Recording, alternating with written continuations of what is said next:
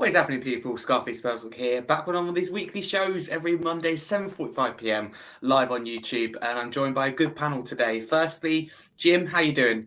I'm doing very well, thanks, Harry. How are you? I'm very good, thank you. Thank you very much for giving me your time this evening to come on your debut as well. So thank you very much. Should be good. It's a pleasure. Thank you very much. Yeah, it should be good. And Kallum, pretty much a regular by now. How you doing? Yeah, I'm all good, mate. I'm all good. I've not been banned yet, so maybe tonight I will try and make it happen, but we'll see. We'll see. God. You pushing your luck. Love it. Great to have you on, as always. And regular on the show, it's good job I know your name, Travis, because people who can't see, it's got a hashtag I'm loving Big Angie instead. It also has a hashtag each week. It's a good job I know your name, because I'll be going to, if I did know. So how you doing, Travis? Yeah, good, thank you. How are you? Right, you good? Yeah, I'm all good, thank you. Again, thank you very much for coming on this evening. It should be a good one.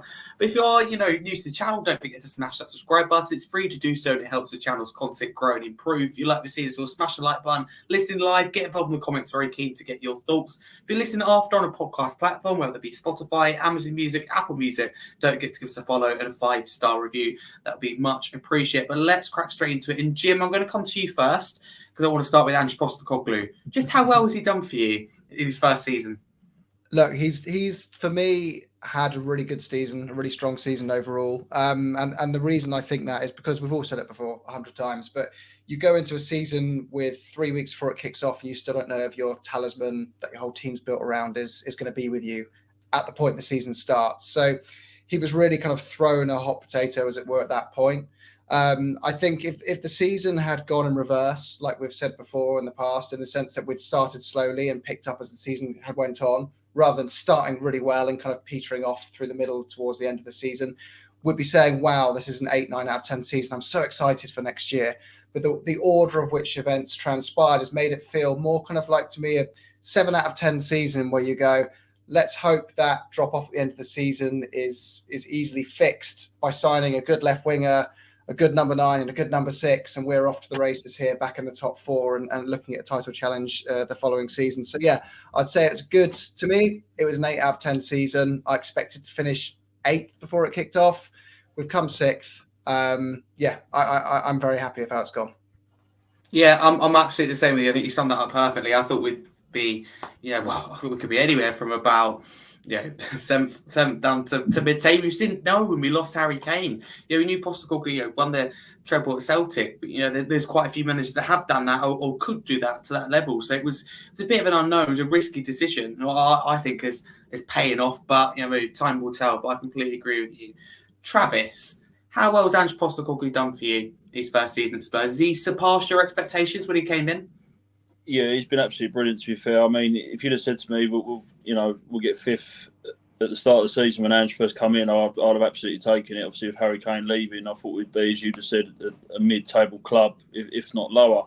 But I think I rated him 9 out of 10 on the last podcast that we done last week, and I'll still stick with that. I think he's been absolutely brilliant, and I'm really looking forward to next year. I know we always say, as long as Levy gives Ange the backing, but again, it all falls down to Daniel Levy. But as I think, it's going to be a fair bit of transfer this window. I think, to be fair, I think it's going to be some good names coming up. So hopefully we can build with that, get rid of a bit of deadwoods. But yeah, I think Ange is by far the best manager I've seen in my time ever since supporting Tottenham. So long may it continue. Absolutely, long may it continue. Well summed up. And Kallum, same question to you, Ange Postecoglou. Yeah, obviously, I know your thoughts when he came in, but for people who don't know your thoughts when he came in compared to now, has he really impressed you? He certainly has me. Yeah, he's done good. He's done bad.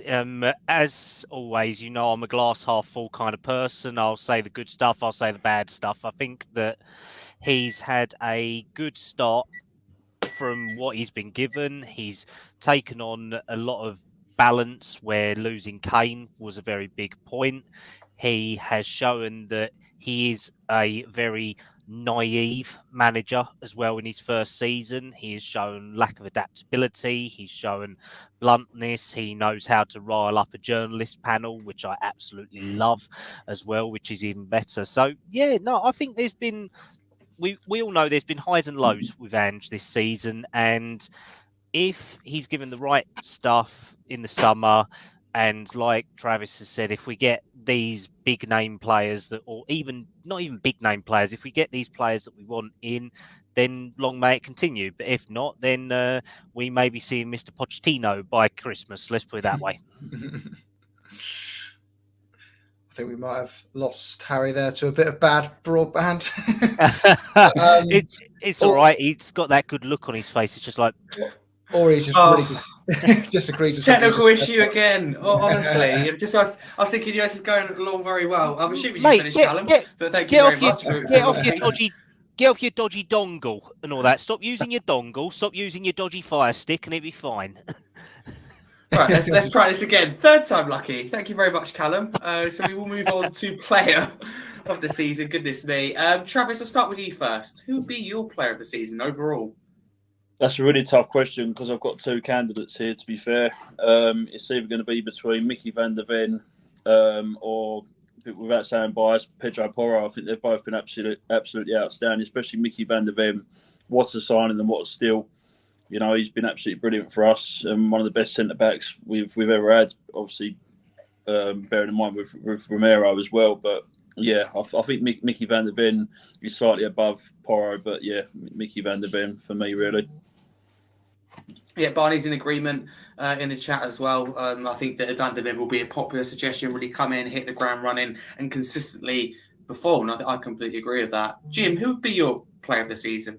Yeah, I was going to go for Pedro Porro as well, actually. But the kind of most improved award for me would actually go to Romero. I know he was already a really well thought of player in our team, but he was one that no one thought we can rely on this person for 38 games over a season. We always thought he comes with attacks. He comes with attacks and a few red cards and a few injuries each season, but he's brilliant. So we'll stick with him anyway. But I think this season he added consistency to his game. But for me, yeah, it has to be, I'd say Pedro Porro. When you look at the way the squad's built, we really lack any goal threat up front. And I think when we were looking at other players to step up and deliver in really key moments, Pedro Porro stepped up with a few screamers this season and caused the opposition problems in the final third when those front players haven't performed. So for me, it's Porro. Yeah, absolutely. There's people that agree with you in the chat. You've got obviously there, Romero. Yeah, everywhere I'm looking, there's Romero as a suggestion in and around Van der Ven as well. So I think that's a really good suggestion. So thank you very much, Jim. Callum, player of the season. Gotta be either VDV or Udogie for me, to be honest. I think definitely VDV has shown his adaptability as a player. He's shown a lot of skill, and once Ange finally stops being naive and seeing what VDV could do was very interesting. But I think think VDV for me, but Udogie definitely is a close second, showing that he actually adapted so well. And I mean, based on what the other guys have said as well with Porro, to have two fullbacks like that who are actually wing back converted, whatever you would call them, is brilliant. It's that we've actually got a skill set to do it, and it's just a shame that we've got no one to back them up because Royale and Davis are not even worth. Well, Davis maybe, Royale's not even worth putting in the bin. Maybe a bargain bucket, something like that. Yeah, what we just said kind of always makes me think as well. We've got two hard questions there because one is who's our senior player of the season, but also who's the young player of the season. Because like a lot of those names you mentioned there, you could actually break this out into two. You'd still Van der Ven technically kind of goes into both, but if you had to put him into one or the other. And Porro's 24, right? So he's technically just in the young player of the season. So it's quite hard, yeah. I think when you take all those out, then Romero wins the senior player, but arguably the young player of the season's done a better job than our senior players of the season. But, yeah. The only problem that I see with Romero, he's still got that moron moment in it. I know he had a good last 6 months, but he was quite temperamental between probably September and Christmas within reason. And I still think there's a nasty edge to him. But I've said it to a couple of the other guys. I'd still give him captain next season if I had a choice and all that. I'd strip it from Sonny and give it to Romero because at least I know that if he's going to fight from the front, at least he's going to nut someone and all that and do it with a little bit of ferocity and get the team going. That's the point. I think it's good to have a bit of an aggressive side here. I just think Romero's got a bit of a screw loose. I think he does it all at the same time. I think. He's one of them people. If you was having a brawl down the pub on a Friday night, you'd want him on your side and all that. It's either that or you just tell him to just go, and he'll probably take out a crowd of people. But he also starts the brawl. That's the problem, isn't it? Yeah. He looks at someone. If he sees another South American, like in the Newcastle game and different things like that, if he sees a Brazilian, Uruguayan, a Chilean player, he's going for him and all that. I mean, he did it with Joe Linton. He's done it with there's a couple of other people that he proper went for and all that. And you're just thinking, what are you doing? There's no need to ever go for him. You just want to take him on because you're Argentinian. I love it.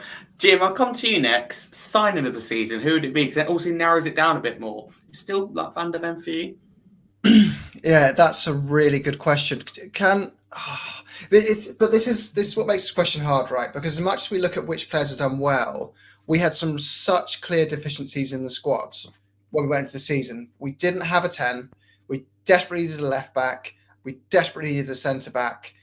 And I feel like if you could have signed pretty much anyone who is considered a good Premier League player in those positions, we'd be going, wow, what a signing. But that was partly because we'd been used to spending 4 or 5 years watching a gaping hole in our side in each of those positions. We were just being bailed out by Harry and Son most of the time. So yeah, look, I think it's tempting to say Mickey off the bat, but Mickey is a massive step up, and I wouldn't swap him for anyone in the world in his position. But he's not perfect, and he still needs to get much better aerially. For me, I think that's an area we knew was a weakness when we signed him, but it's fine. He's 22, 21. He's going to adapt and get to that with time. But for me, I still look at Udogie, and even though he was kind of signed the year before on the loan, I don't know if that really counts. But you can have it. He's been so good.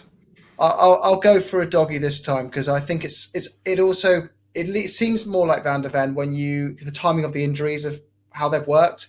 We didn't get to see Udogie through the run-in, but Van der Ven probably had his best 6 weeks at the end of the season when Udogie was on the bench. But yeah, I'll go for Udogie to be different because I'm sure everyone else will say Van der Ven. Okay, thank you very much. Appreciation says in this chat, shout out to Emerson for worst player of the season. Well, we're getting on to top of the season, worst side of the season. I know Kallum agrees. He said it last night. We will get on to that, but there we go. I expected that sooner or later. Love it. Travis, who'd be your signing of the season? Obviously, we discussed player of the season, but narrowing it down to signings, your vote's still with Van der Ven? Again, that's another tough question, Harry. I think... See, I want to go with James Maddison, but I don't think he's been the same since coming back from injury. So I'm going to say it straight for Mickey Van der Ven. Absolutely solid. Wonderful player. Yeah, absolutely. Kallum, are you the same? Yeah, I think I'll go Van der Ven, but close behind Vicario. I think. Yeah. The stat was it the stat you said last night, mate? That it's the first season in like 14 years we haven't had a goal season. I think first season up until the last time. I think it was 2006, 2007 season. The last time our goalkeeper didn't make a mistake which directly led to a goal. So Vicario is the first goalkeeper in all those years not to make a mistake that led to a goal. It's safe hands, I think. Considering that we've had Lloris, Friedel, Cudicini, Gomez. Yeah. The only decent ones there are probably, say, Lloris and Friedel, if anything. And Friedel was half dead when we... Friedel was just half dead when we got him, to be fair. That's the only problem. Yeah. And Michel Vorm, nothing really special. Gomez is crap. Cudicini was... bleh. Paul Robinson. Robinson. Yeah, but even he turned into a twat as well in the end, to be honest, a little bit. Pat Jennings. Language. Oh, good old Pat. That's not to swear words. That's not to swear words. Borderline. Well, get a list and just put it just send it to me in a PDF or something like that. It'd be too long, though. I'm going to have a whole special van for it. It'd be like that with you. Well, I'll just learn it in a different language then, and then you've just got to catch up. It'd be brilliant. Oh, Kallum, 15 minutes in already. I said to you before, I thought that you'd take it in, but no, I should know you well enough, shouldn't I? Joe, we will stick with you, Kallum, though, because worst sign of the season. I think I know who's going to be. You said it last night. I went Maddison. Maddison for me, to be fair, because Yeah. the whole point that I made last night was that everyone was saying before he came in, he has great purple patches, but he has a lot of downtime during the season, either through 2 to 3 injuries, ego, any load of rubbish that it was. And obviously, he came away with 4 goals and 9 assists. That's not a great return for someone of his calibre, to be honest. And I mean, what did he have? Up until the Chelsea game, he was great. Then he gets injured, and then he has about 2 good games in the last 6 months. It's a very big drop-off. I know he was out injured for that, but it's got to be Maddison for me, mate, to be honest.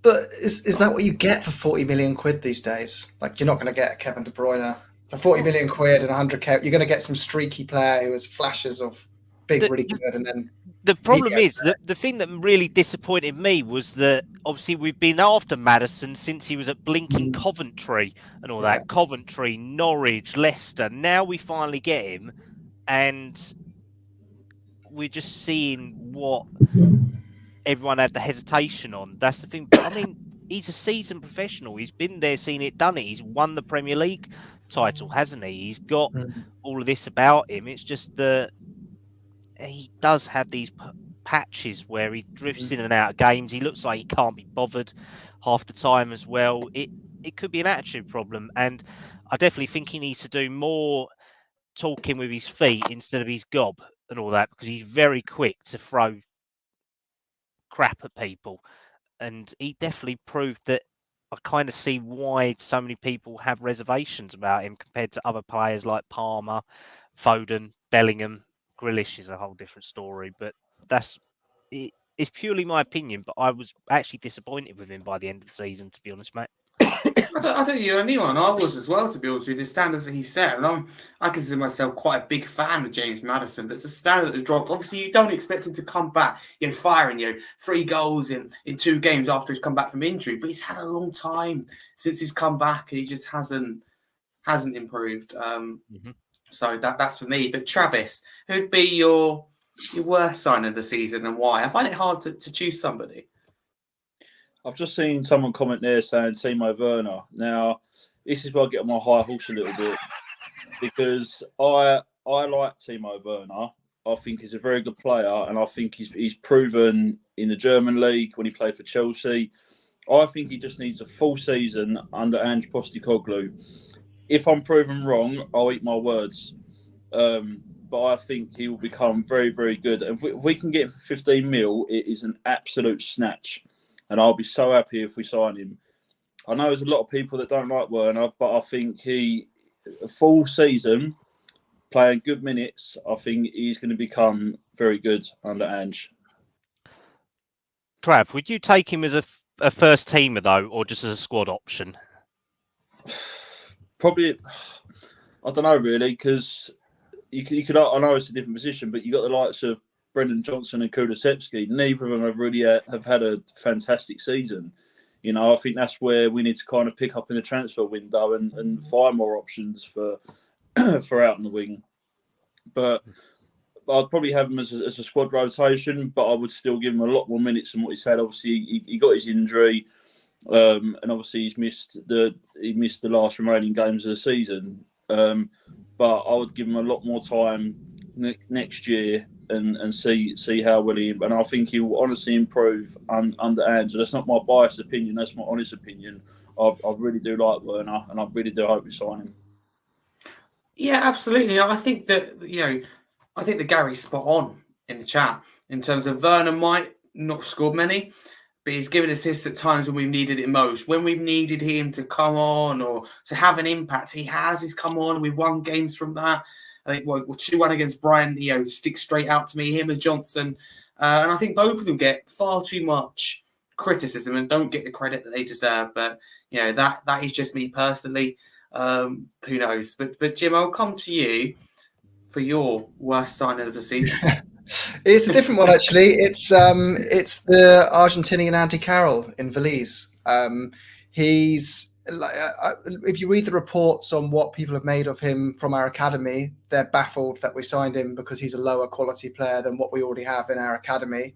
He's gone to Sevilla and deemed laughably not good enough, and has been dropped completely from the squad recently. Seen as not as good enough for La Liga either. He was 15 million euros up front. So unlike with Werner, at least you're saying we've got him on a try to buy option. Let's see how things go. And there's some history there to justify that kind of buyback clause.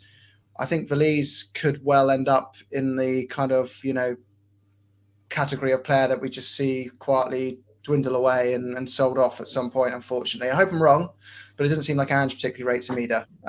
So that's a bit of a shame. But on the Werner one's interesting because I see where you're coming from. I can see why you can say I look at him as he's much better than what we had, which was effectively nothing. On a serious note, I think he is good enough to be playing for a top 6 Premier League side? Yes, like he is. But Yeah, absolutely. Would Liverpool, would Man City, or would Arsenal consider him as a starting 11 player at 28 years old in their side? I personally don't think they would deem him as good enough.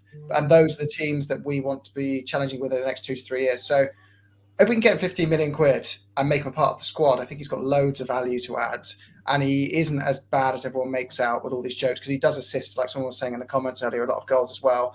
And he is going to get you 10 to 12 goals across the season if you play him every game, probably. But I think if we want to go that last step and be up in that race with Arsenal over the next 2 years, then we need to do slightly more, someone who's slightly more prolific in front of goal, I think, over the course of the season. Yeah, absolutely. I think, whether you want to sign him or not is a complete, other thing. But Jim, I think as you say, in terms of he's not as bad as some people make out. The stats are there, and okay, they're not wonderful, but he's come in, and yes, I know Kallum, you pointed that out to me yesterday. I didn't know he looked quite like that, but he's come in, and when it mattered most, for me, he's produced. I think he looks really good, and we haven't quite maybe utilised him in the right way. But Travis, I'll come to you because we will get on to flop of the season. A lot of people in the chat are really interested, and I've had a lot of names here. Emerson, Werner mentioned, so do stay tuned for that. Unsung hero. Who is your unsung hero of the season? So someone who doesn't get the credit they deserve, or hasn't, should I say? Destiny Udogie. Good shout, yeah. Good shout. I think he's been absolutely exceptional. Again, he missed some really crucial games towards the end of the season against Liverpool, against the little team down the road, as I like to call them. But I think he's young, he's talented, he can get forward, he tracks back. He's what I would call an old school defender, and I think he's been absolutely exceptional since joining Spurs. Considering he went back online, back to Udinese, and obviously played in a different league, I think he's really fitted in well and thriving under another player, thriving under Ange. Okay, thank you very much. We'll come back to you, Jim. I'm interested to get your thoughts as well on your unsung hero. Yeah, sure. So mine's 17 goals, but not even in contention for player of the season. And Sonny, I think he's a bit of an unsung hero for me for sure. He's I think it's Brennan. Sorry, has been underrated this year. I agree. But yeah, it has to be Sonny for me. I think he's stuck out being played at position without complaining about it too much. He doesn't like playing at number 9. He likes playing on the left wing. He stuck with it. We've got 17 goals. And when you put it in perspective that Phil Foden's only got 2 more goals than him, as does Ollie Watkins, it's not a bad season all considered, is it? So for me, first year as captain as well, he's a unsung hero. He always sticks with us through thick and thin. So I think he deserves some kind of accolade. Okay, got 2 very good shouts so far. So thank you very much, Jim, as well for that. I think that's a very valid shout. Kallum, obviously we did discuss it, quite briefly yesterday on Park Lane podcast. For you, unsung hero, has your mind changed? Have you had time to think about it? I can't even remember who I said last night. I'm not No, going to not lie. can I think the sun's got to me today. I'm going to go Vicario.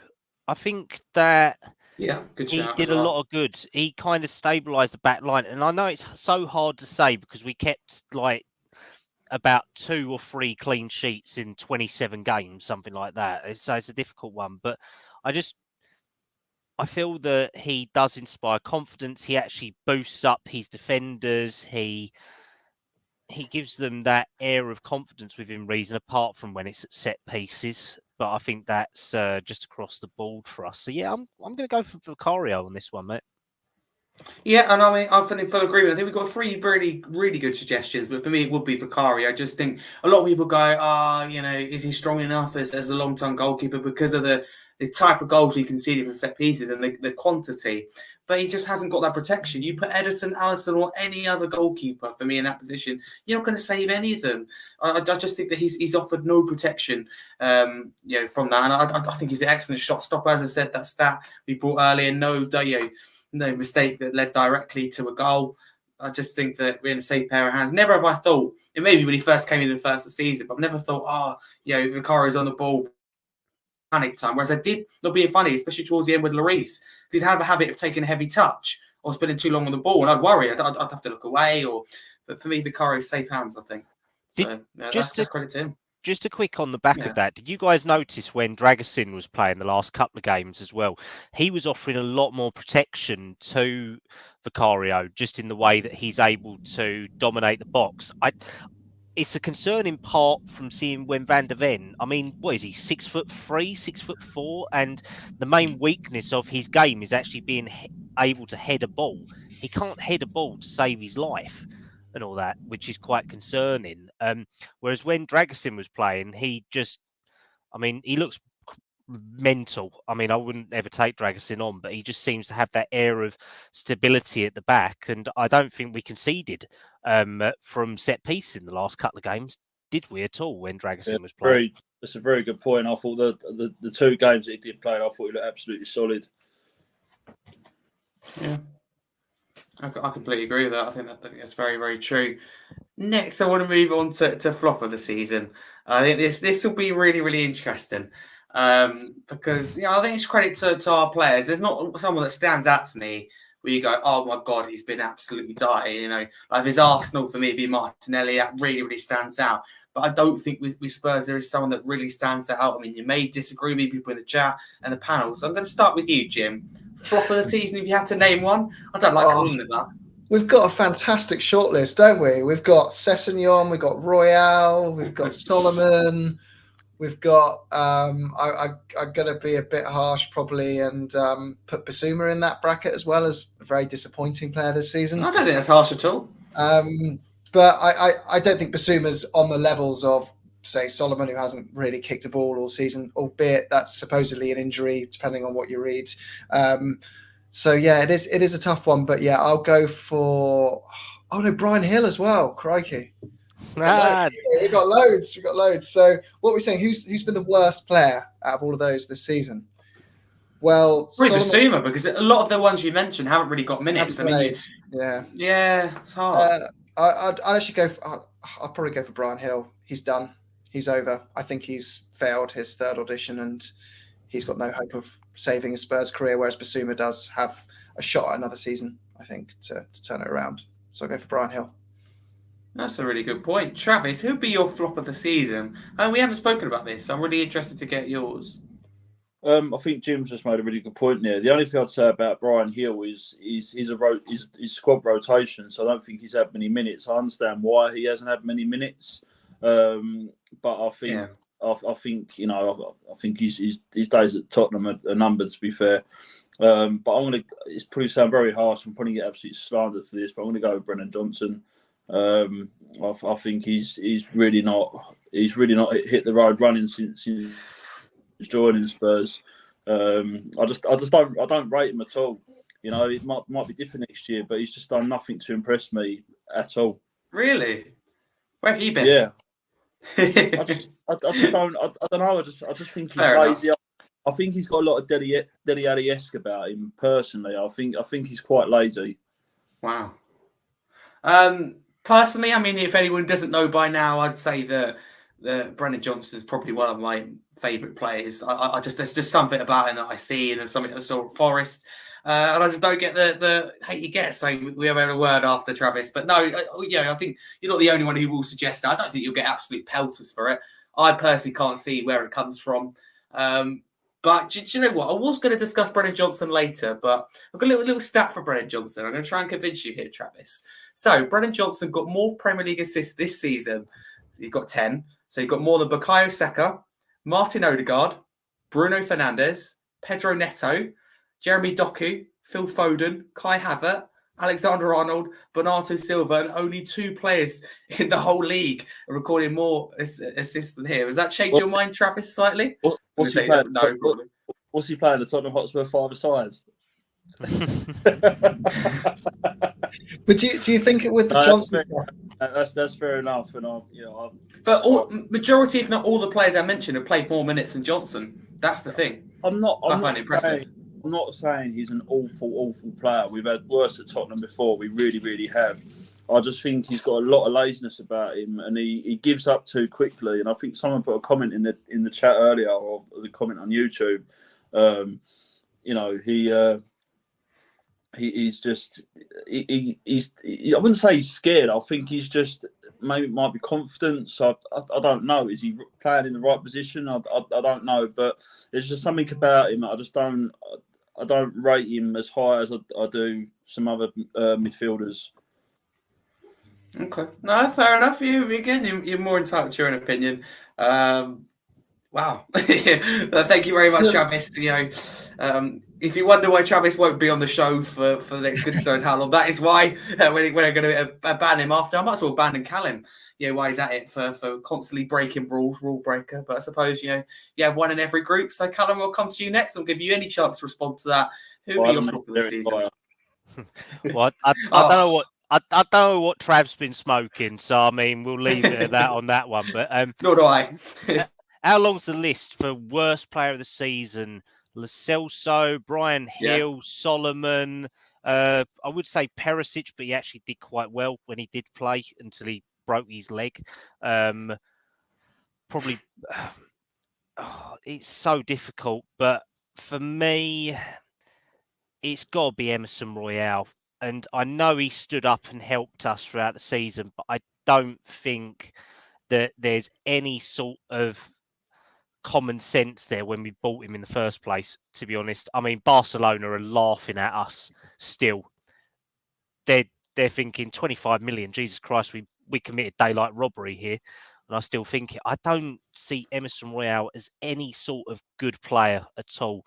He does nothing for the team. He offers nothing. He just gets confused. He runs up and down, and he's the complete opposite to any Brazilian fullback that I've seen. He's like the antichrist of Brazilian fullback. I know what you mean, but I think, and obviously this isn't necessarily the most important thing at all, if it's important at all, but I think I get the impression he's a player favourite, if you like, in the dressing room. I think that he's the one to settle players in and have the vibes. What do you reckon? Yeah, it's all right. He can bring his speaker to work every day. We might as well just hire him as the kit man. Then if we're going to have that, if we're going to go with that line, yeah, fine. He can put everyone's shoes out on the way out to training. He can give them a bib and all that. But, I mean, as an option as a player, I wouldn't touch him with a barge pole and all that, to be honest, mate. I'd happily hit him with a barge pole to try and get him to be better. And I don't think it's ever going to happen. He is such a limited fullback, which is ridiculous. I don't understand it. He hasn't improved in 3 seasons of being here. If anything, he's stagnated and he's just stinking the place out, to be honest, mate. And yet, James, AC Milan can have him. I'll happily drive in there and I'll drop Ryan Sessegnon off at the job centre and then I'll drop him off at Stansted to go to Milan. Let's put it that way. You woke up on the wrong side of bed, didn't you? Crikey. You get rid of the whole team? No. I do agree with a lot of what you said, but which is a first, so take it while you can. But Jim, you just don't agree with the way I put it, mate. That's the problem. Oh, he's gone again. Oh, he's gone there. But I would just say, go on. Sorry, Harry, you're back. You're back. I was just filling the silence there. Yeah, sorry, everyone had another technical issue. I was just about to put in the chat, how good that it's been going, and I thought I solved it, but yeah. Jinx it as always. Jim, my question to you before. Oh. Right, we're going to create a question for you, Jim. So, well, I did have a point I wanted to add there while he's unfreezing. But I did see on both your points what Travis you were saying about Johnson. I don't think he's I don't think he's at the level of flop things, but I do get where you're coming from when you're watching a player who goes up to someone who's half the pace of him, who's defensively fragile. You're playing, let's just say Burnley, and you're going, go on. You've got the pace in him. There's a beautiful through ball, and you just stop. And then just pass it backwards. You're like, why can't you just take on your man? For goodness sake, you've got this. It's got this great strength at finding this perfect run and doing that low cross on the inside the box across goal, and he's nailed that to perfection. Jim, the other parts of his game. Come on his podcast more often, please. But I think he's an age where he's coachable, but it's only if he can be coached to learn to take players on and be a bit more aggressive in his pressing. That I think he's going to fulfill his potential. Literally.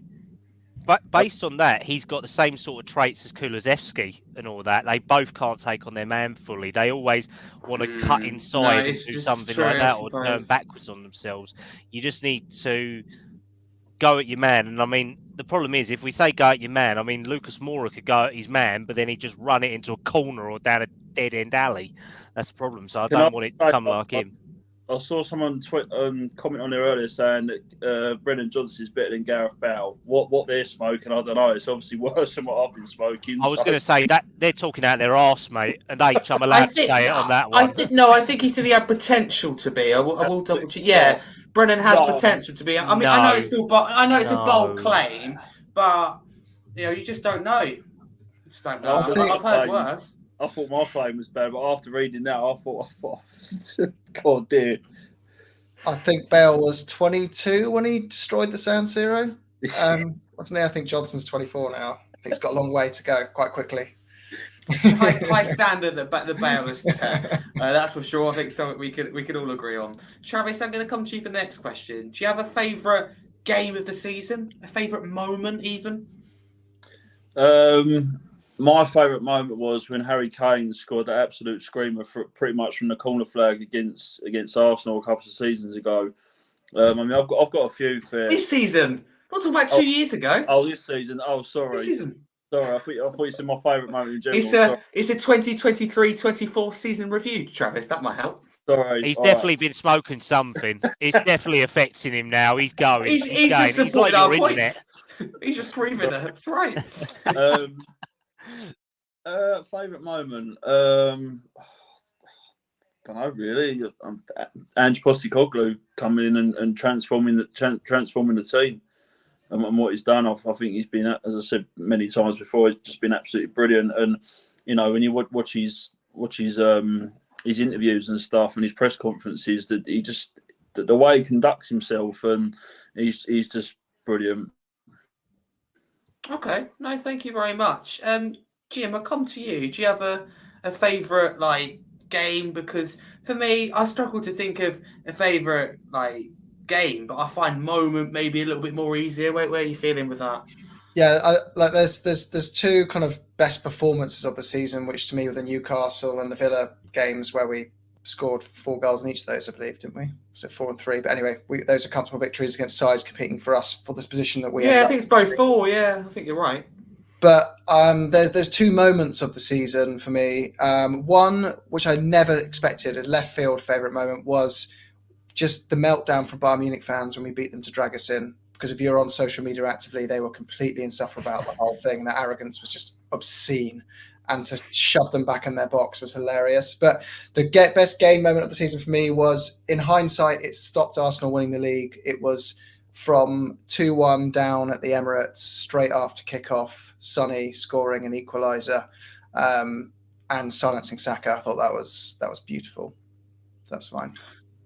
Okay, but it's interesting you say that, because that's popped up an idea for me. My favourite moment is when Maddison sent Saka to, I don't know where, Lidl, Tesco, make your mind up, with that little turn for the goal. And that was just such a neat goal. But, I really want that first half against Chelsea was so good. So good. I don't like to say that because we think about the overall game, but that first half was so good. That for me was Ange Ball his very best. But favourite moment. There's been a few, I suppose. but overall, I just find it hard to pinpoint one. And a game as well. I think there hasn't been many that we performed for 90 minutes for lots of different reasons. That's a shame. I think we see that next season. I think more depth because it's a very, Ange's system demands a lot of players. Kallum, do you have a favourite moment or a favourite game? The post-season friendly against Newcastle last week. No, to be fair, you're proper negative. No, I think I actually enjoyed the Liverpool Spurs game at White Hart Lane, and at Tottenham Stadium. The only reason I like that is because seeing so many Liverpool fans cry and moan and whinge, and like Jim was saying about all the we had them on strings, didn't we? Really, for weeks, and the whole football world, I think. The fact that they was calling for poxy replays and going VAR doesn't help us, nothing like that and nothing like this. And I was just like, you lot are delusional. You are a bunch of whinging babies. You literally have had VAR help you as the second most team behind Man United for like 4 seasons straight. And even that you got, I quite like that as well, to be fair, from appreciation there. Yeah, appreciation. His favourite moment was the under-21s winning Premier League 2 was a great atmosphere. We will get on to that a bit later. But yeah. Harry. I'm sorry, Trev. Yeah. Sorry, mate. Can I just change my favourite moment, please? I've got a really good one here, and you're going to love me for it. Go for it. Tottenham Hotspur selling Eric Dyer. Yeah. Eric Dyer. What are you like? That was just absolute. Do you know what? I just can't explain how happy I was, and then to see him try and speak German on TV, what a highlight that was! That was funny, to be fair. Fantastic. So for people who are new to the show, and I have mentioned it before, Travis has this record, and that is ever since his first day on the show, and we're talking some time now, probably approaching a year, he's mentioned the name Eric Dyer in every show and not once positive. And every time we get to halfway through the stage, halfway through the show, and I think, come on, we can do this. He's not going to mention Dyer. And I thought he's left. I was like, yes, we can pass on for Eric Dyer. But somehow, Travis finds a way to mention Eric Dyer. We need to set you two up on something. I don't know what it should be, a honeymoon, or I don't know what it should be. I think you just need to vent to him, to be honest. Well, it's like that box that Jim was saying about. Literally, we put the Bayern fans back in the box and we threw Dyer just in there with them, just going, shake it up. There you go, have fun. It's like a box of tricks when you throw a stink bomb in it and all that and just make it blow up on you. Is that pretty much follow your line, Trav? Love it. Just to answer, we talk football and anyone else asking questions, we'll get to the questions towards the end of the show, probably about 10-15 minutes, so do stay tuned. Some good questions in there. So do stay tuned. We've got poor Eric Dyer, really nice lad, and Dyer's been great for Bayern this year. I think you'll be quite unpopular with Travis, but there we go. What if I start saying poor Eric Dyer, Travis? You have to do a whole Eric Dyer show. I'm sure it would take up longer than these shows do. Oh, brilliant. Love it. Right. Yeah. Worst moment of the season. For me, I'm going to kick it off. The whole second half against Chelsea. If I had to pick one moment, it'd be when Van de Ven went down. And that's some people go, some of the goals he conceded, etc. And maybe Newcastle 4-0, that hurt. Fulham 3-0, my first away day. There's some moments. I think overall it's been a really positive season. Let me be very clear. But there's been some moments where you go, yeah, that's gone a bit low. I think you expect that. We all expected bumps in the road. But Kallum, we'll come back to you. Do you have a worst moment that kind of sticks to you to go, I just wish we could erase that? There's a few. There is a few, but I think that one of them moments where I really wanted to hit my head against the wall was that poxy Fulham game. The second Fulham game where we lost 3-0 is where I really thought that the journalists had really blown enough. Oh my God, really? No, he's not better than bloody people who can't John see Terry. Appreciation is saying that Dyer was better than Prime Terry. I think that overall it would be quite an unpopular opinion. I will forget people's opinions, but I think that one will not come up for a little while. Yeah, what was my line of thought? That Fulham game, I think that was where I said about Ange's naivety earlier. I think Ange showed that he was non-adjustable to a situation because Fulham were running riot against us in that whole first half, and he just didn't show any idea of getting around it. So yeah, either the Fulham game or maybe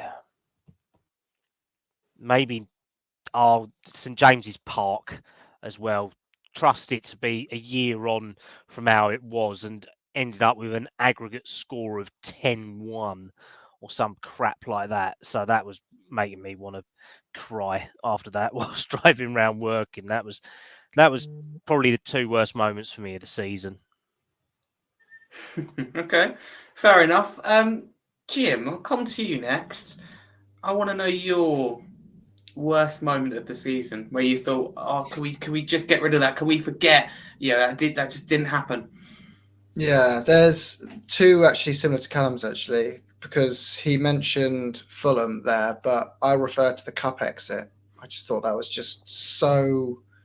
I had so much of that. We say it every year as Spurs fans. It's like top four and an FA Cup. That's all we want. Come on, give it to us. And I felt like we were even in the space of top 8 and an FA Cup. Just a good cup run. Absolutely. And we went into that tournament so excited because we hadn't been playing too badly by that point. We were kind of full of optimism, and then we just overly rotated and that squad just got completely found out. It was used like an experiment, that game. And I get we had Ange didn't have the privilege of closely following Spurs like we have for our entire lives, and knowing that he's trying out already proven failures in a lot of the players he selected. But it was just so disappointing to go out of that cup to Fulham early on. And then, the others, the Newcastle game, I don't think anyone can argue that. It's just 2 seasons in a row to lose like that. Was just copy, innit? It was just copy and repeat. Yeah. No, I completely agree. Little story, and I've shared it before, but to do with Fulham and that league, cup exit. The day after, bright and early the next morning, I was at Craven Cottage because we've been shown round. Me and Barney being shown around Fulham, shown around the sensory room. So obviously weren't there being knocked out, and amount of people that they said to me was great. And then I thought, right, we'll get revenge on my first away day. We're going to go to Craven Cottage. I've been invited in the press box, featured in the programme. It had been an excellent day for me. Everything had gone right. And I just literally everything you can name. And then we got to the game. I thought, well, here we go. I've been winding everyone up with Fulham. I was like, we're going to get you back. And they're like, oh, we'll see. And okay, losing is one thing, and that's bad enough. We lost 3-0. So I also going to do it, third time lucky next season, but will it work the wrong way? I don't know. I seem to call it wrong. Curse. Travis, do you have a worst moment of the season? Yeah, I agree with what Kallum and Jim has said, to be fair. Don't say Eric Dyer. No, that's worst thing since 1864, whatever. Worst moment seeing him playing the Chelsea game after Van der Ven and Romero went off. Yeah, I think for me, there's 2 bad games. One where we played Newcastle and got an absolute pasting. I think the other one was when we played Chelsea. I think we went down to, what was it, 9, 10 men. And obviously they knocked 4 past us, and it was like they'd won the league. I thought it was just so humiliating. Oh, actually, you made me think I need to change mine. Go for it. To me, it's actually probably the worst moment I've been a season ticket holder for about 12, 13 years now. That's probably the worst moment, was going into a game not supporting Tottenham. I never thought I could ever be put in a scenario where deep down I'm kind of hoping my team loses. Or even when I'm trying to support my team, I'm feeling a bit nervous when we're going forward to try and score a goal. Like I hated that whole situation, and I hope we never as a fan group have to go through that again, hoping to lose to stop someone else winning something. That was a pretty rubbish moment for me. Am I the only person that wanted us to win that Man City game? I think you are, Kallum. Yeah. I'm not gonna. But surely you can understand it was uncomfortable though, Kallum. Well, it's not about wanting us to lose. That's the thing. I didn't want us to lose. Not only Arsenal win the title is one thing, but handing it to them, gifting it to them, Amazon Prime delivery on a plate is another thing. But it wasn't even that. It was that we had literally screwed up our season by that point anyway. It was our own fault that we was in that position, and I always say that we should focus on what our own club are doing and our rivals second. The problem is, I think that really took too much focus off of it. And I may be naive. It's just the way that I've been brought up. I support my team first, and everyone else can do whatever the F they like in the background and all that until it means something. And to be honest, if we'd have won that Man City game, we could have got in the Champions League. But that was our own fault that we had left it down to that.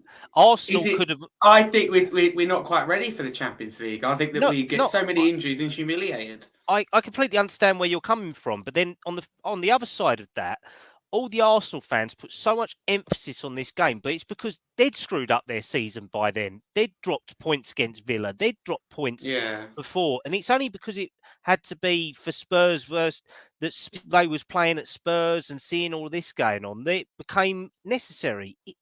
It should never have been any meaning to that game apart from us playing the champions and all that and just playing against another top 6 team. And that's where it really did frustrate me, to be honest, where people blew it all out of proportion unnecessarily. It's a tough one. I just see someone comment saying rather be relegated than watch Arsenal win the league, and I agree. But it's a tough one. I mean, you know, my dad supported Spurs for over 60 years. You know, and that's where my family are from. So to see that lot try and win the league is a very, very painful thing. There's nothing worse. Yeah. Well, that's the thing. It's harder for me as well because my old man is the same as me. We both support Spurs. My younger brother's an Arsenal fan and all that. So that's fucked. Excuse my language, Harry. Sorry, but my whole family is screwed. Literally, my older brother's Man United. My mum's West Ham. My uncle was Millwall and all that. And being from East London, it was a choice of Spurs or West Ham, Orient or Millwall. Me and Dad went Spurs, and my little brother just watching Arsenal, and it really annoys me each time it does it. But he's kind of like me. He's a moderate fan within reason, where he just supports his club for it and just goes on with it. But some of the hardline stuff was ridiculous, and it got out of control, and it even put our own manager in a position where he was questioning our fan base. He was questioning the club. But he made it hard for himself, though. He tied himself in knots by coming out and felt like a bit of an attack almost, like on the fans. He has a profession. He has a job to do. You know, regardless of any of us on this panel or anyone else's thoughts going into the game. You know, Andrew isn't going to sit there and go, yeah, we don't want to win this game. It just doesn't happen. It's not going to happen ever in football when it gets to that. But there's a way of doing it. I personally think he didn't deal with the situation in the right way. I completely agree with Jim, and I'm going to change mine. Worst moment of the season was the Man City game. It just didn't feel right. It didn't feel right when anyone was on the ball. When City scored, there was just like really weird feeling that part of me is like, yes, City are going to win the title. But it also didn't feel right that I saw the likes of Piers Morgan and a Spurs top. I was like, I can't align with him. I can't, be supporting the same team as him in a game. That doesn't happen unless it comes to England. Harry, Piers Morgan in general was just an absolute. Honestly, he boils my blood. Careful. I cannot stand that man. Honestly, there's certain words for him that we will definitely get banned for saying. Probably get Harry banned from YouTube. Could try it. You never know. Thanks, Kallum. No, please do not. You'll be off if you're not already. It's but we will move on. It's all right. Luca's here in the chat. Luca, you piping up as well, mate? How's it going? No attack on you, Luca. But no, Kallum got appeal to a wide audience. But we will move on. What's he like? He makes our life difficult, doesn't he? Right, Jim, I'll come to you. Are you happy to be back in Europe? And what are your thoughts on the new format, which covers Europa League, Conference League, and Champions League? Yeah, look, I'm always want to see Tottenham in Europe. And a little side thing to that is, I don't know how you guys feel about it. I'm so glad we've gone for the blue shorts back in the league and the white shorts back in Europe. For me, that's tradition that we threw away for a bit. I can't wait to see us back in Europe. I don't believe this this perception we've had over the years, which is kind of like looking down at the Europa League and looking down at the Conference League, as that the Europa League's where we get our European heritage from. We've won it twice. We've never won the Champions League. We were that is where we kind of really moved ourselves into being this big European football club brand that we are, was winning that twice.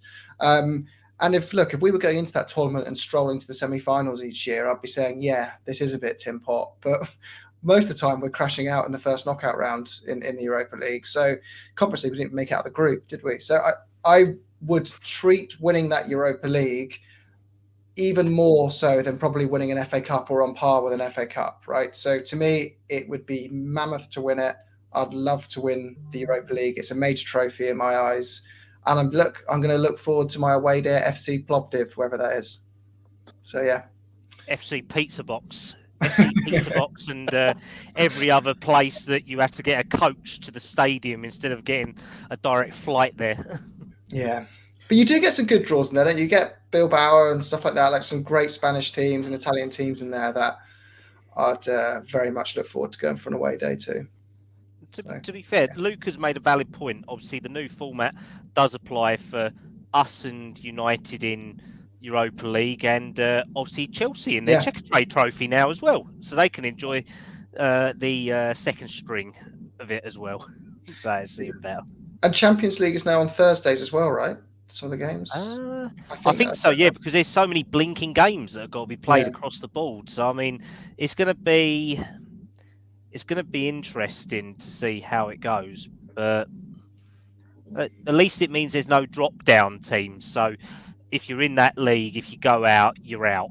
Simple as that. You don't have the champion or the worst of the bunch from Champions League into Europa, and the Europa ones dropping into Conference League. So it's, if you're in it, you need to play it. And to be fair, we've got to be one of the best of the teams in there, because if not, we're just kidding ourselves, aren't we? Exactly. I was just looking now at the teams that are qualified. I have to come back to that, but I can't think of anyone massive who's a shock in that competition. Is there? Harry's gone. How you've been kicked out of my own show by StreamYard, so that's very nice. Hey. Oh dear. Just to answer Luca's question, I didn't find out that long ago, to be honest with you, but it affects the new format is Conference League, Europa League, and Champions League. It affects them all, and obviously there are some mixed opinions, on the format, and I can understand that. It's a very unique format, if you like. Travis, what do you make of the new Europe layout, if you like, your new format? I'm not really fazed by the new format, to be fair. They're going to change something every year in football now. I just think, as Jim quite rightly said, Europa League Cup is a major tournament, and I think we're one of the biggest competitors in there. And I'd love to see us win it. It's an income, and of course it's a trophy. So yeah, but as I say, formats will change all the time, and obviously with maybe the sin bins coming in, VAR being taken out, so much is going to change within football within the next couple of years. So yeah, but it's a trophy that we can compete for, and yeah, I hope we win it. Yeah, absolutely. Next, before we get to people, that put questions for the podcast, so thank you very much to for their patience. I want to get the whole panel's thoughts, rating the season out of 10. So I'm going to go around, no particular order, so do be thinking about that. And Kallum, I'm hoping to catch you off guard, probably not. What are you going to rate the season out of 10? 6.5 to 7, mate. Same as last night. Like I said, there was good moments, there's bad moments, there's areas for progression, but the problem was some of the bad moments were just way too bad for me to accept from Angie's side and the players' side. And I think we could have done a lot better. Also, the club let us down once again with letting our best striker go and replacing him with someone like Brennan Johnson and relying on Richarlison, who can't stay fit for more than 10 games in a row. So, yeah, it's got to be a 6.5 to 7 for me, mate. Okay, fair enough. Jim, do you have to go? And if you do, what do you rate the season out of 10 before you go? I will give it a 7 out of 10. I agree with somewhat Kallum said there, and one bit less so. I think the way we handled selling Kane was poor in the sense that we really drew it out as a bargaining tactic even though we clearly knew he was going. I mean, I think we spent 240 million euros that window, but we spent 100 of that knowing he was going to go.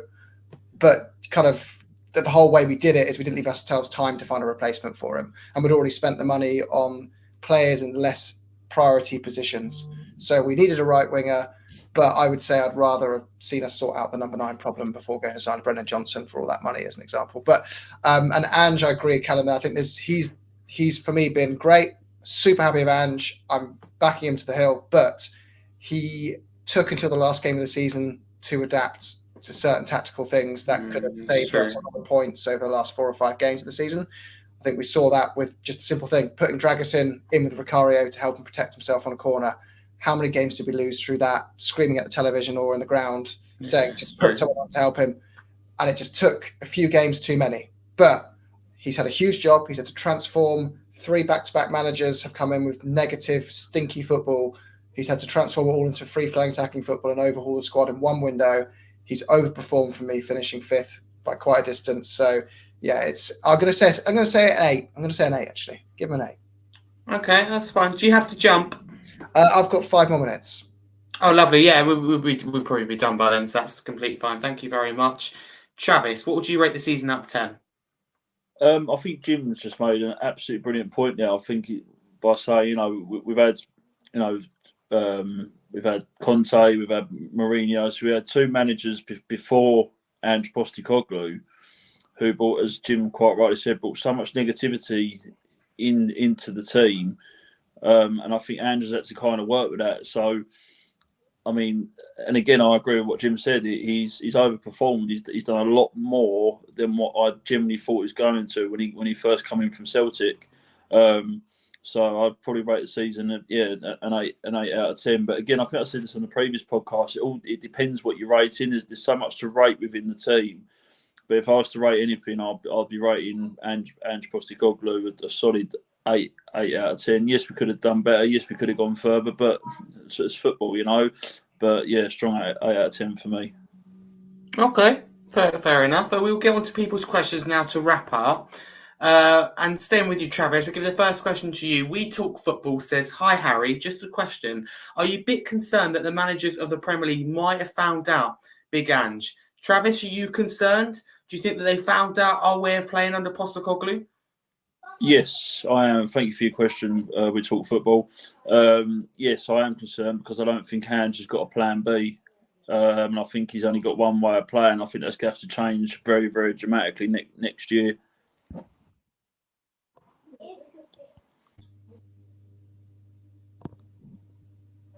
Thank you very much, Travis. Thank you. Sorry, another little technical issue with myself there. So, no, I do appreciate that.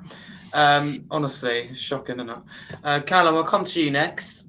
James D says, my question is, what would you do with Richarlison? If we get a good enough offer, we have to consider it, but we have to get and I'm going to just link it back a little bit to what I said about when Kane went, us not having a ready-made replacement, didn't have all of that. If we are going to sell Richie, we've got to have the players in first, then we can sell the asset for it. We can't go into the season with not even the number 9 for it. So if we do get a good offer, if Saudi cough up 60, 70 million to get our money back, then I'd say consider it and take it when his value is high and all that, because I don't think he's consistent enough as a player to probably carry us for a 30, 40, 50 game season, to be honest. And it's too much pressure on Son just to rely on him. So sell if we get a good value to him.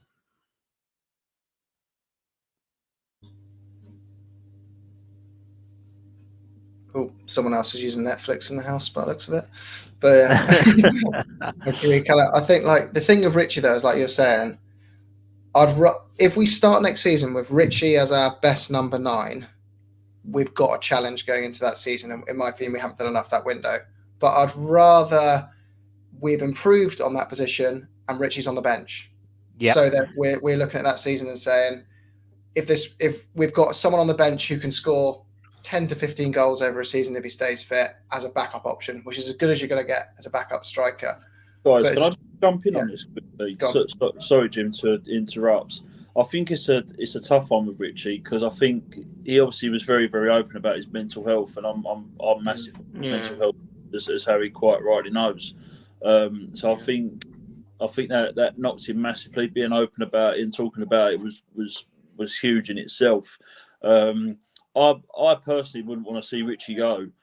I know he's not banged in loads of goals. I know he's not been the best player in the team, but I would give him at least one more season. I really would just give him that chance, just because who he is really, and he's not a replacement for Harry Kane.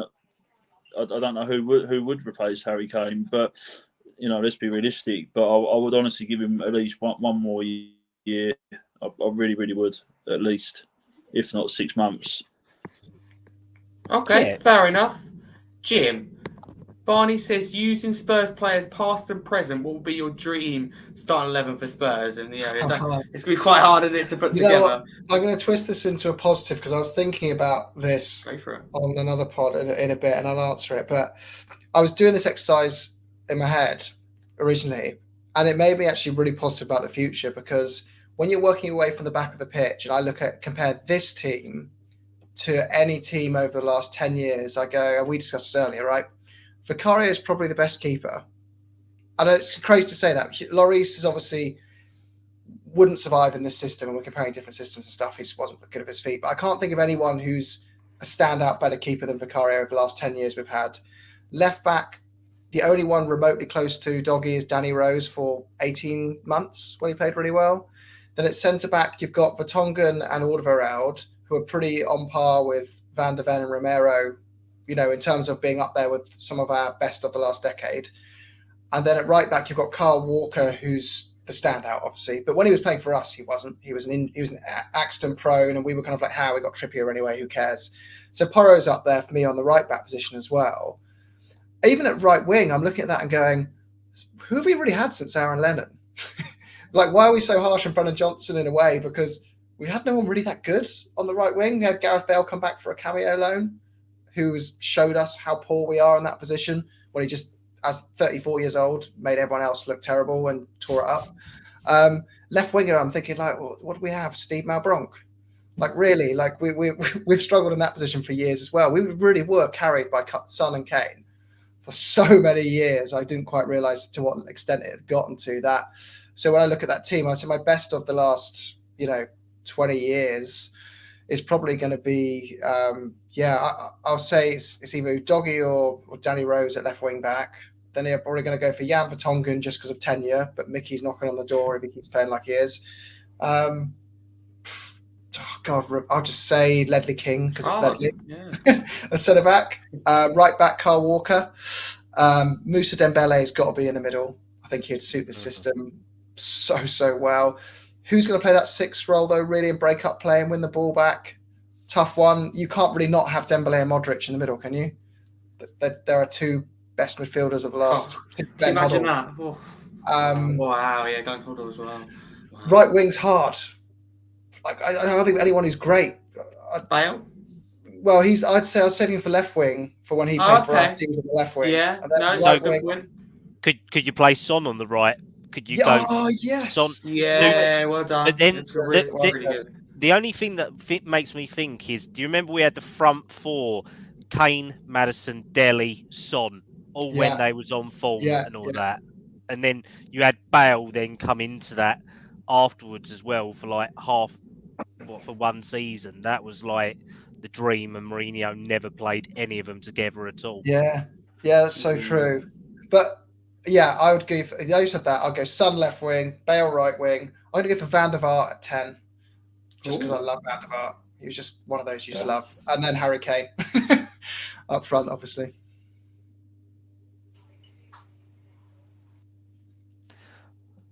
What about as your backup centre-backs? Would you have a Vlad Kirikesh, a Federico Fazio to go in there as well as Ricardo Roca? No, don't. As your bargain bucket solutions.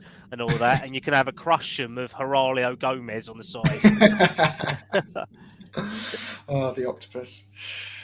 It's Yeah. it's so difficult. I mean, if a good 6, I guess you could say maybe Wanyama as a good option when he was actually on form, because that season when it was Dembele and Wanyama together, but even, and Trav, you're going to hate me for this, even when Dyer was playing as sort of a CDM 6, I think that was his best role for us, because when he turned into a centre back, or when he decided he was, it was just horrendous. But I think Wanyama, maybe something like that, could be a good option as a He was 6. fit it well, actually. I think you're right. Just lost his legs. Absolute machine, Victor Wanyama. He was. Yeah, I'm a big fan of him. I think that wraps us up nicely, though, for today's show. So thank you very much to the panel, to the questions. Everyone's fantastic questions and contributions. I wholeheartedly apologise for my Wi-Fi. One shout out. You got Freddie Canute. Really? Oh, yeah. Jesus. Love Freddie Canute. Yeah. Oh, God. Right. Yeah. No, thank you very much to everybody. Again, apologies for the technical issues throughout tonight. If you're new to the channel, don't forget to smash that subscribe button. It's free to do so, really, really quick as well. It helps the channel and the podcast grow and improve day by day, week by week. So, your support is much appreciated. Keep going with the questions as well. Smash the like button, helps more people see it. Again, free to do so very, very quick. If you're listening on a podcast platform, Apple Music, Spotify, Amazon Music, or wherever you're listening, don't forget to give us a follow, subscribe, 5-star review, pause the episode, head over to YouTube, search Scarfy Spurs, and smash that subscribe button. Even if you're not going to watch any of the videos, a subscribe will really, really help us. And it is free to do so, and it will take 4.5 seconds of your time. But, thank you very much. Now to the panel on where you can find them. Firstly, Jim, first time on the show. More than welcome back on. It's been an absolute pleasure. Where can people find you? Yeah, YouTube I put it up there for free, the podcast on a weekly basis, also on Spotify, Apple Podcasts, Google Podcasts. But if you want us on Twitter, if you want to ask questions and stuff, just Oh So Spurs on there. Yeah, absolutely. Go check it out. A very, very good podcast. So thank you very much, Jim. Kallum, where can people find you and talk to the people about Park Lane Podcast and what they've got to look forward to next season? Thanks for having me on again, mate. As always, I feel like I am part of the furniture on the odd occasion here and there, so it's always nice to be back. But can always find me on X at Kallum Stubbs 97. And Park Lane, obviously, we've got loads going on at the moment. So H is going to have his own Premier League show next year. Dave's going to have his FPL show. Wes has just joined us to fill in for H on the Sunday show. So we're always on there. We're always up for a debate, everything like that. So if you can give us a like and subscribe, we've got the FIFA show on a Tuesday or Thursday, depending on when Winnie wants to turn up as well. So it's a lot of good stuff, and we just need to push to get to 1,000 subscribers. So before the start of the season, so we are off on hiatus for a couple of weeks, but we will be back in June and probably doing some Euros content and then transfer shows before the season. So go and follow us, and obviously give H a like and subscribe as well, even if he is a pain in the backside half the time, but we all love him for it, so it's great. I'm not going to deny that myself. Thank you very much, Kallum. Go check out Park Lane Podcast. I've left the Sunday show yesterday, but had my own show at the wheel, if you like, hopefully in safe hands. I'll let you be the judge of that. Travis, regularly on the show, fanboy, where can people find you? Yeah, thanks for having me on again, Harry. Absolutely love being on your show, and obviously again some really really great guests tonight as always. You can find me on Twitter at officialcaster. I am also on LinkedIn. If anyone here is on LinkedIn, talking mostly about mental health awareness. Again, another great show, and love taking part in these podcasts. They're great, really really good. No, I really, really appreciate that. Everyone, go follow everyone on here. If you want to follow me, you can there, Harry Scarf 22. But most importantly, as I said, subscribe to the channel, follow, 5-star review, follow all these guys. But for now, big come on you Spurs. Come on you Spurs. Come on you.